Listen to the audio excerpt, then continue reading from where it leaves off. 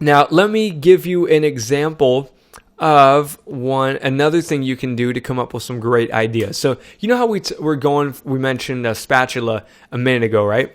I typed in spatula. Well, go ahead, type in spatula. And look at this. When you type it in, it's going to show you a lot of different keywords that come up. Now, this one caught my attention right here. Fish spatula. You see that? So I saw that and I was like, hey, I didn't even think about a fish spatula. So that's going a few steps deep. It's about like 4 levels deep. And let's click on it. So you see here, if you look on the left, you're looking underneath kitchen and dining, spatulas, and then it's a few stages deep. It's about 4 levels deep. Now, the thing I want to show you here is that let's look. So a lot of these companies here, these brand products are not well-known brands that everybody would recognize, right? This thing is called MIU, and I've never even heard of this company before. Adico, Amco, Kuhn, HIC brand that cooks red hot silicone stuff. Victorinox. Did I say that? Victorinox? I have no idea how to even pronounce that. Norpro. Microplane, Kuhn, so Wurstoff. So you see how these are really unknown brands that you don't recognize? So that's a good sign. This thing is, it's not just being completely run by major brands. So I have heard of this company, MasterChef, but that's one of the only companies out of all these that I have heard about. So again, that's a good sign. So then what we're going to do, let's go ahead and click on the MIU France large stainless steel spatula. Let's click on that. So look, this thing is being sold for $10. And again, I get this thing has probably a lot of markup on there. I guarantee this company probably bought this spatula for like $1, if that, and they're turning around and selling it for $10. So that's huge markup. Like, look, even if they were buying the spatula for $3 or $4, they would still be making over double their money, right? If they bought it for $4 and they're selling it for $10, well, I would do that all day, every day. That's a great move, right? So we know that there's definitely markup on this, and it's lower price, which is great. The other thing is that this is just, it's not like a major brand. If you notice, you can only buy this spatula from one company, this MIU France. And if you go down here, there's one other thing I wanted to point out. Earlier, I had mentioned that we want to look for things that are about 3 to 4 levels deep in the categories, right? So do you see kitchen and dining, kitchen utensils and gadgets, cooking utensils, spatulas. So 1, 2, 3, 4 levels deep. You see that? 4 levels deep. So 3 to 4 is good. And that's really like the sweet spot. Again, sometimes if you go up to like 5 or something, not a big deal. But again, I'm just trying to point out, don't go down like 15 levels deep, because then it's just getting too small. But 3, 4, 5, maybe even 6, it's not that big of a deal. So the other thing that I like to look for is I like to make sure that this product is a top selling product. And we know it's top selling because I went to Amazon and I looked for the best-selling products in kitchen utensils and gadgets, and one of the best-selling one was a spatula, right? So I already know that these spatulas are top-selling products. But right here, check this out. Do you see the Amazon bestseller rank? 1,593. You see that?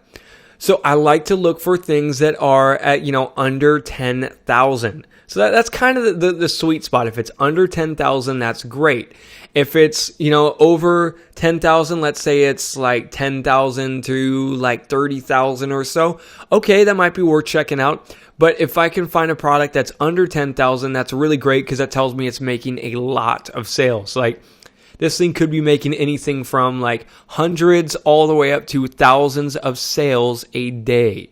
And that's what we want to do. We want to get our product up on top. We want to get our spatula up above this spatula and knock this guy out, so that way we can get those kind of sales. All right?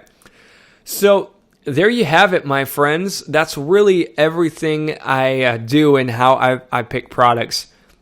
Like I mentioned, go through that list that I mentioned in the other video, the things I like to look for. And as long as it matches up, this thing is durable. It's unbreakable.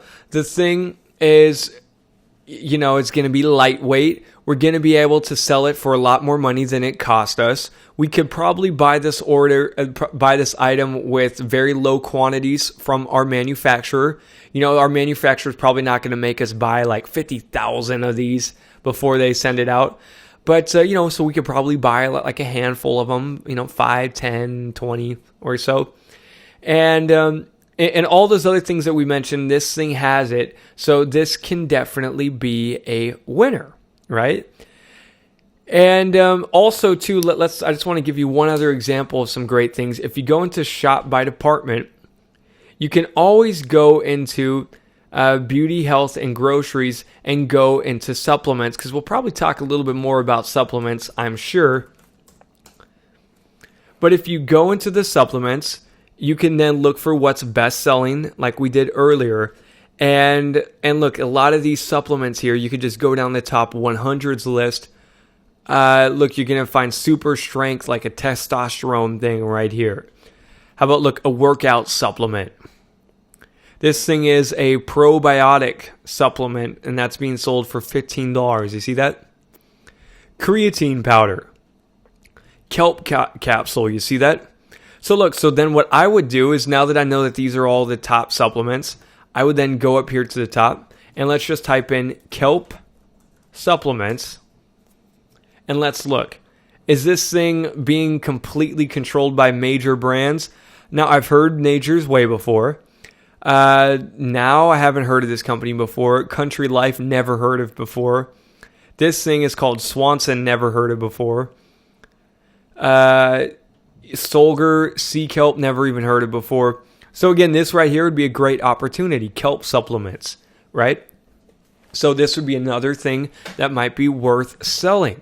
And is there a markup? You bet. Again, like I mentioned earlier, you can get supplements done for as cheap as like $1 or $2. And as you can see, some of these guys this guy's selling this one for $16.50, $11.69, etc. So this could be a great product to do. And also, remember that one point I made in the last video is the product recurring? Is it something that people buy again and again? Remember that? Do people buy supplements again and again? Yes. So that's why supplements are a great product. They're going to buy it over and over again. So there you go. I just gave you a few ideas, and I showed you step by step how to come up with your own. So go ahead, come up with your own product idea, and then I will see you in the next video.